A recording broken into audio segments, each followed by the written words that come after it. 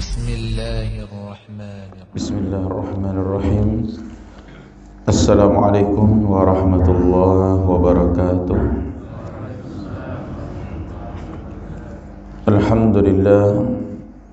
Alhamdulillahilladzi arsala rasulahu bil huda wa dinil haqq liyudhhirahu 'ala dini kullihi wa kafaa billahi shahida. Asyhadu an la ilaha illallah wahdahu la syarika lah wa asyhadu anna Muhammadan 'abduhu wa rasuluh sallallahu alaihi wa ala alihi wa sahabatihi ajma'in wa man tabi'ahum bi ihsanin ila yaumiddin, amma ba'd. Rabbi shrah li sadri wa yassir li amri wahlul 'uqdatam min lisani yafqahu qawli. Allahumma inna nas'aluka ilman nafi'an wa rizqan thayyiban wa amalan mutaqabbala. Ikhwani wa akhwati azani Allah wa iyyakum. Alhamdulillah, selesai sudah kita salat subuh. Mudah-mudahan apa yang kita amalkan diterima oleh Allah Subhanahu wa taala. Baiklah, kita lanjutkan tausiah kita ataupun kajian sebagaimana biasa setelah salat subuh. Untuk pagi ini kita menyampaikan satu hadis Nabi sallallahu alaihi wasallam, yaitu hadis an Abi Hurairah radhiyallahu anhu qala Rasulullah sallallahu alaihi wasallam. Dari sahabat Abu Hurairah, semoga Allah meridhoinya, dia berkata, bersabda Rasulullah sallallahu alaihi wasallam, innallaha ta'ala thayyib la yaqbalu illa thayyibah. Sesungguhnya Allah Subhanahu wa taala baik atau maha baik, tidak menerima kecuali yang baik. Wa innallaha amaral mu'minin bima amara bihil mursalin. Sesungguhnya Allah perintahkan kepada orang mukmin sebagaimana diperintahkan kepada para rasul. Faqala ta'ala, lalu Allah berfirman. Di sini Rasulullah sallallahu alaihi wasallam membacakan firman Allah Subhanahu wa taala, ya ayyuhar rusul kulu minat thayyibati wa'malus salihah. Wahai para rasul, makanlah yang baik-baik dan beramal saleh. Ini surah Al-Mu'minun ayat 51. Wa qala ta'ala, kemudian Allah berfirman, ya ayyuhalladzina amanu kulu min thayyibati ma razaqnakum. Wahai orang beriman, makanlah yang baik-baik yang kami rezekikan kepada kalian. Ini surah Al-Baqarah 172. Thumma dzakara ar-rajula yutilu safar. Kemudian Rasulullah mengisahkan tentang seorang yang melakukan perjalanan panjang. Ash'atha akbar yamuddu yadayhi ila sama'. Seseorang yang musafir melakukan perjalanan jauh panjang, rambutnya dalam keadaan berdebu. Rambut dalam keadaan berdebu, dia pun menengadahkan tangannya ke langit, berdoa, ya Rabb, ya Rabb, ya Allah, ya Allah. Wa mat'amuhu haram wa mashrabuhu haram. Makanannya haram, minumannya haram, wa malbasuhu haram, pakaian juga haram, wa ghudhiya bil haram, mengkonsumsi semua yang haram. Fa anna yustajabu lahu, bagaimana doa dia mau dikabulkan? Bagaimana doa dia mau dikabulkan? Hadis sahih riwayat Imam Muslim. Bila ikhwani wa akhwati azzani Allah wa iyyakum, ini hadis dari sahabat yang mulia Abu Hurairah radhiyallahu anhu, yang mana Rasulullah bersabda, kata Rasulullah, innallaha ta'ala thayyib. Thayyib artinya apa?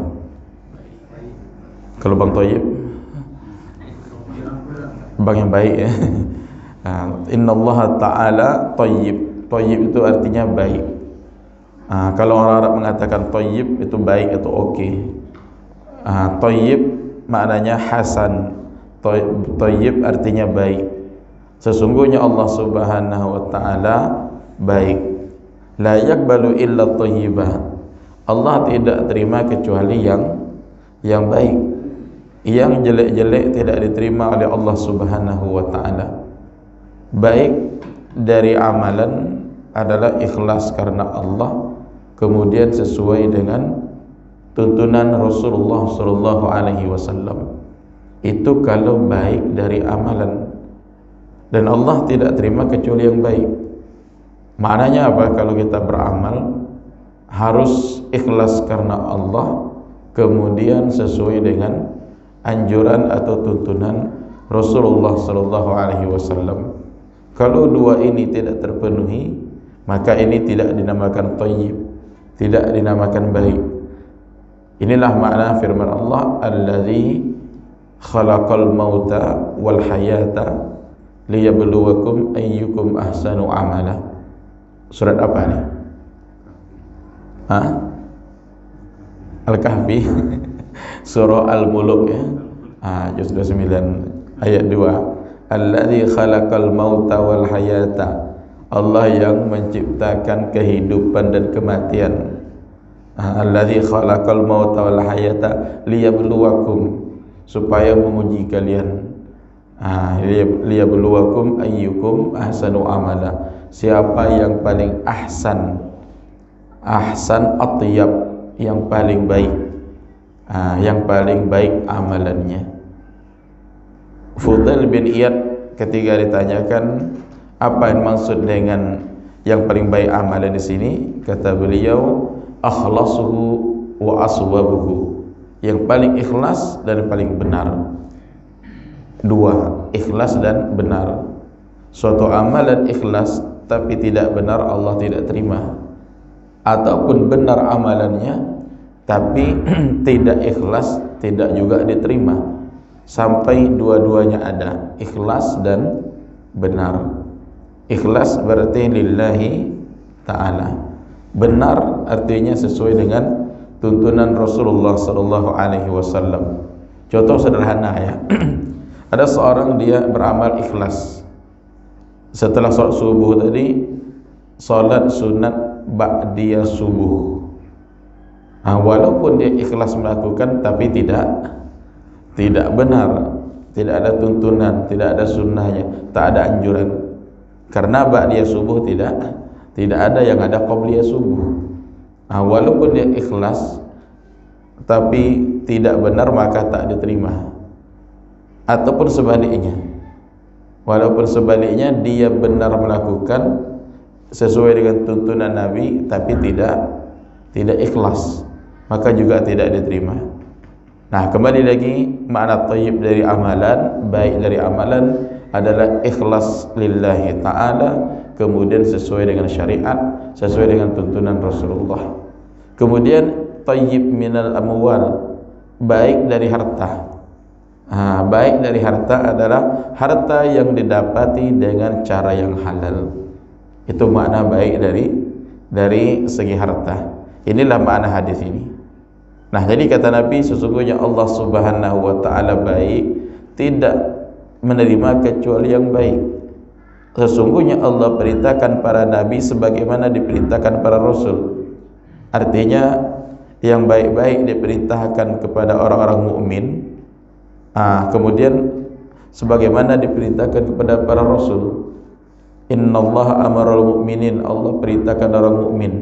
Kita orang beriman hari ini diperintahkan oleh Allah, kemudian para rasul sebelumnya juga demikian. Apa di antara perintahnya? Di sini Nabi bacakan ayat Al-Qur'an, ya ayyuhar rusul kulu minat thayyibat. Wahai para rasul, makanlah yang baik-baik. Artinya makanlah yang halal. Makan yang halal, wa'malu salihah, dan beramal saleh. Di sini ada dua ya. Ada dua perintah. Pertama, makan yang halal, yang baik. Yang kedua, beramal soleh. Kenapa dikaitkan amal soleh dengan makanan yang halal? Karena rezeki dan makanan yang halal akan mewariskan atau melahirkan amal soleh. Sebaliknya, rezeki yang haram, seorang ketika mendapatkan rezeki yang halal, maka susah berat untuk melakukan amal soleh. Oleh karena itu, ikhwani wa akhwati azanillahu wa iyyakum, kita melihat ada seorang mungkin dia rajin beribadah, rajin ibadah, semangat beribadah, 5 waktu rajin ke masjid. Ternyata suatu saat dia tidak rajin lagi, tidak rajin, malas ke masjid. Apa sebab? Salah satu faktornya karena sudah masuk makanan yang haram, karena mendapati harta dengan cara yang haram sehingga hidayah itu tertutup kembali. Nah, oleh karena itu kata para ulama bahwa rezeki dan makan yang halal mewariskan amalan saleh. Perhatikan ayatnya, makan yang baik-baik dan beramal saleh. Makan yang baik, makan yang halal. Doa setelah subuh sama. Perintah untuk apa? Apa tadi doa setelah subuh? Allahumma inni as'aluka ilman nafi'an wa rizqan, rezeki yang thayyib. Rizqan thayyiban, thayyib artinya apa? Rezeki yang baik, rezeki yang halal. Berarti di pagi hari kita juga dianjurkan supaya mendapatkan rezeki yang halal. Ini ayat makan yang baik-baik, makan yang halal. Rizqan thayyiban wa amalan mutaqabbala, amalan yang diterima. Jadi makan yang baik-baik, yang halal, kemudian dianjurkan untuk beramal soleh. Tentu yang diterima adalah amal soleh. Yang tidak soleh tidak diterima oleh Allah Subhanahu wa ta'ala. Nah, kemudian ya ayyuhalladzina amanu kulu min thayyibati ma razaqnakum.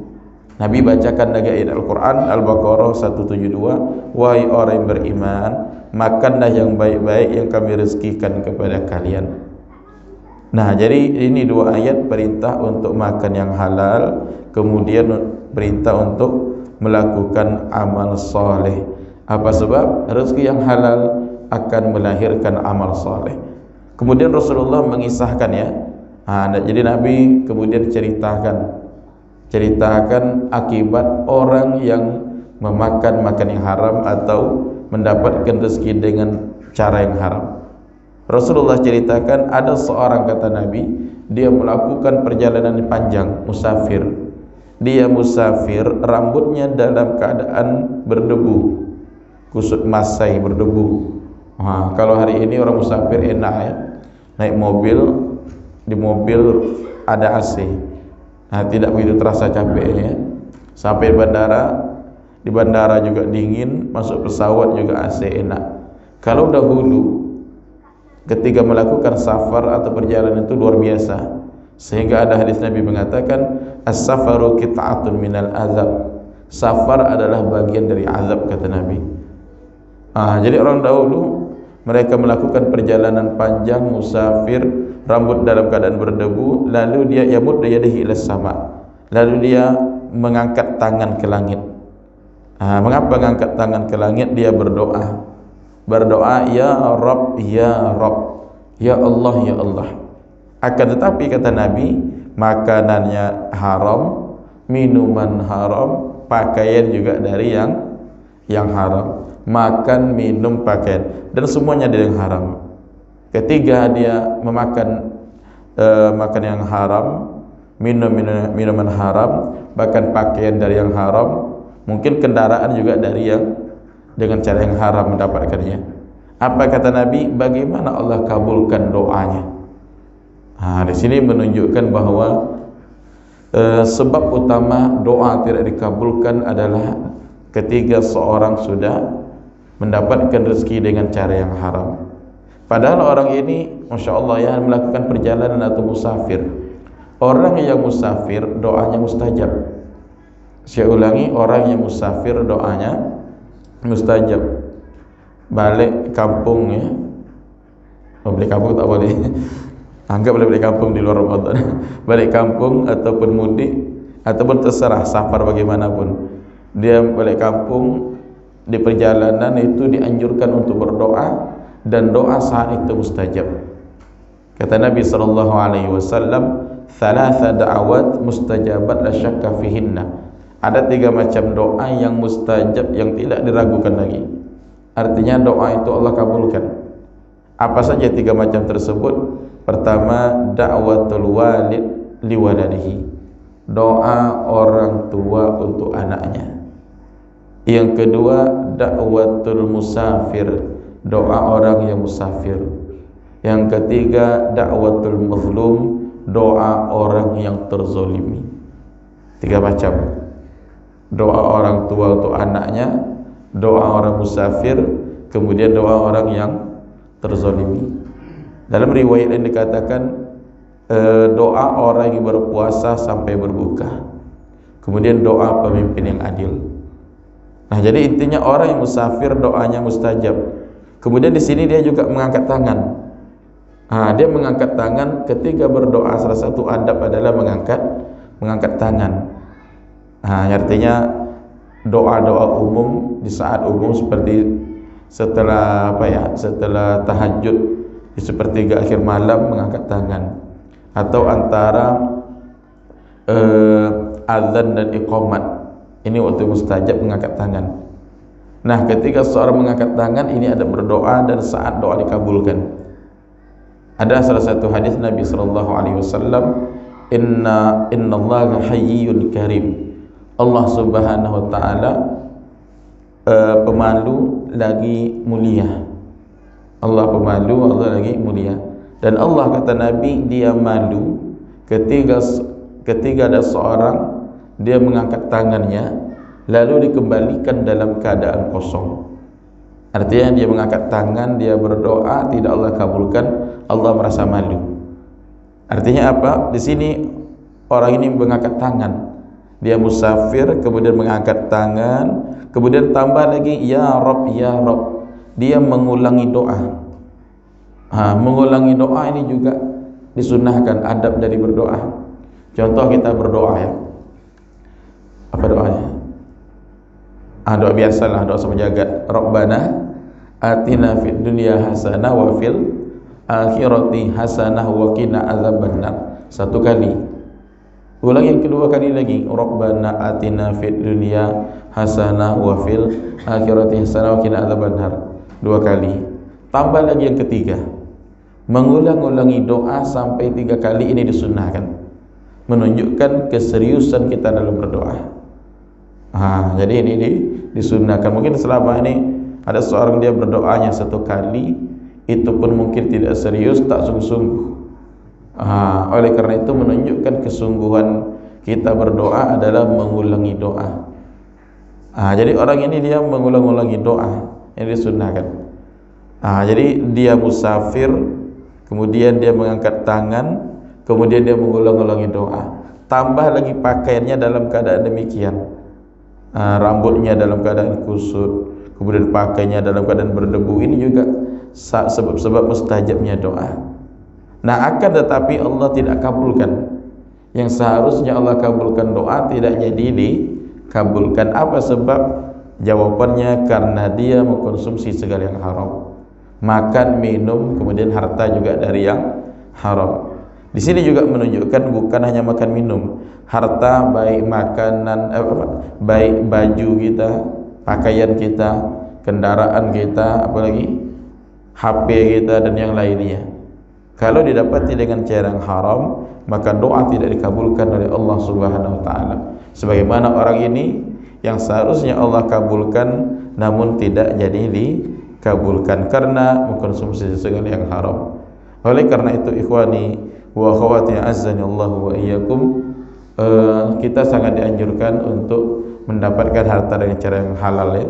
Sebab nanti di akhirat akan ditanya oleh Allah Subhanahu wa taala dari mana harta kita dapati dan kemana kita belanjakan. La tazulu qadama 'abdin yaumal qiyamah hatta yus'al an arba'. Tidak bergeser kedua kaki seorang hamba di hari kiamat sampai ditanyakan kepadanya 4 hal. Apa saja 4 hal tersebut? An umrihi fi ma afnah, umurnya untuk apa dia habiskan. An ilmihi madza amila bihi, ilmunya kemudian apa yang sudah diamalkan. An malihi min aina iktasaba wa fi ma anfaqa, hartanya dari mana didapati dan kemana dibelanjakan. Kemudian an jismihi, tubuhnya, badannya, badannya capeknya untuk apa? Fima ablah, artinya badannya untuk apa dia gunakan, capeknya untuk apa? Apakah capeknya untuk ibadah atau berbuat maksiat? Dan ini akan ditanya oleh Allah Subhanahu wa taala. Baiklah, kita cukupkan sampai sini, semoga bermanfaat. Mudah-mudahan menjadi bahan renungan bagi kita semua, dapat kita amalkan, sehingga dengan amalan tersebut mudah-mudahan Allah masukkan kita ke dalam surga Jannatul Naim, surga Jannatul Firdaus. Amin ya rabbal alamin. Wassallallahu ala nabiyyina Muhammad wa ala alihi wa sahbihi wasallam. Subhanaka Allahumma wa bihamdik, asyhadu an la ilaha illa anta, astaghfiruka wa atubu ilaik. Assalamualaikum warahmatullahi wabarakatuh.